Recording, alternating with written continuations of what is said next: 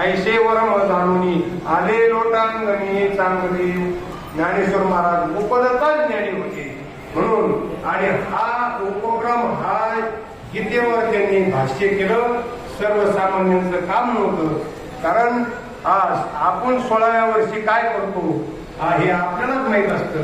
म्हणून ज्ञानोबारायांनी या विश्वाचं ओझं हलकं करण्यासाठी की ज्ञानेश्वरीचा आणि हा उपक्रम हाती घेतला.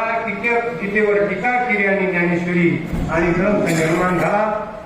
एका ठिकाणी सांगतात ना की ज्ञानेश्वरी भावाक्षराची गाठी ब्रह्मज्ञानाने गोमटी ते माय ज्ञानेश्वरी.